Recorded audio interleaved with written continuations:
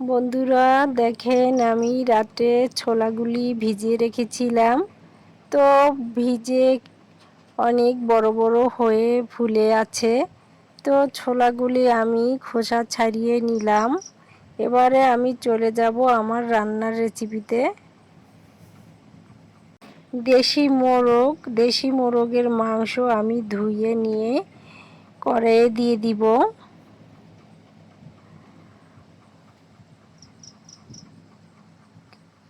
কড়াইয়ে দিয়ে আমি দিয়ে দিব পেঁয়াজ বাটা, রসুন বাটা,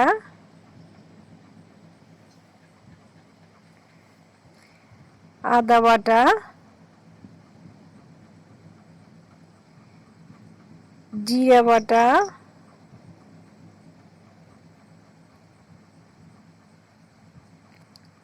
পরিমাণ মতো হলুদের গুঁড়া,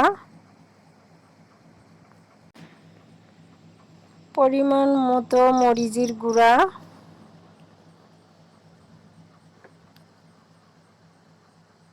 স্বাদ মতো লবণ,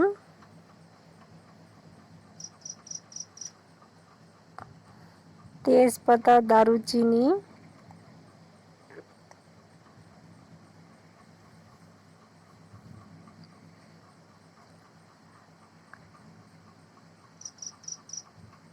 ও পরিমাণ মতো সয়াবিন তেল দিয়ে আমি নেড়েচেড়ে মাংসটা ভালোভাবে কষিয়ে নিব। বন্ধুরা, যারা আমার ভিডিও দেখা শুরু করবেন অবশ্যই একটা লাইক দিয়ে শুরু করবেন।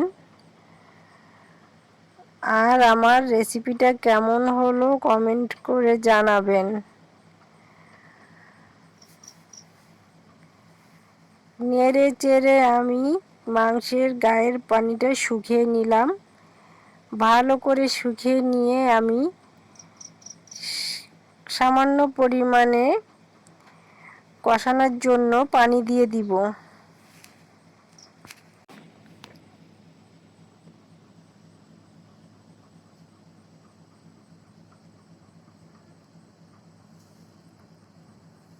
পানি দিয়ে নেড়ে চেড়ে আমি দিয়ে দিব ছোলার ডাল।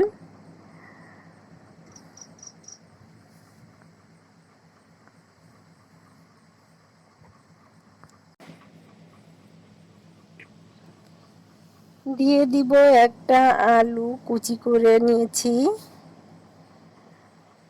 এবারে আমি নেড়ে চেড়ে ভালোভাবে কষিয়ে নিতে হবে।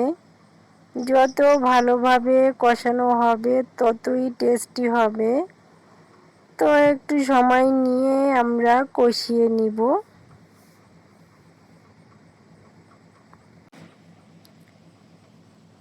বন্ধুরা, যারা আমার চ্যানেলটি এখনও সাবস্ক্রাইব করেন নাই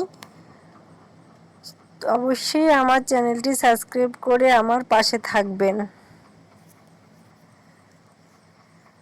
ভালোভাবে আমার কষানো হয়ে গেছে। এবারে আমি ঝোলের পানিটা দিয়ে দিব।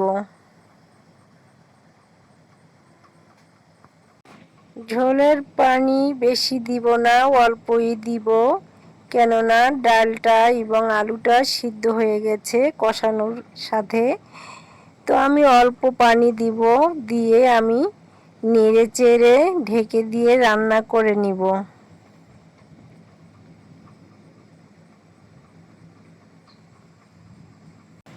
বন্ধুরা, এভাবে দেশি মোরগ ছোলার ডাল দিয়ে রান্না করলে অনেক টেস্টি হয়।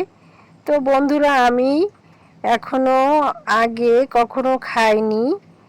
তো এখন আমি রান্না করে খেয়ে নিয়েছি। তো অনেক টেস্টি হয়েছে। তো ভাজা জিরা আমি পানি দিয়ে বেটে দিয়ে নামিয়ে নিব।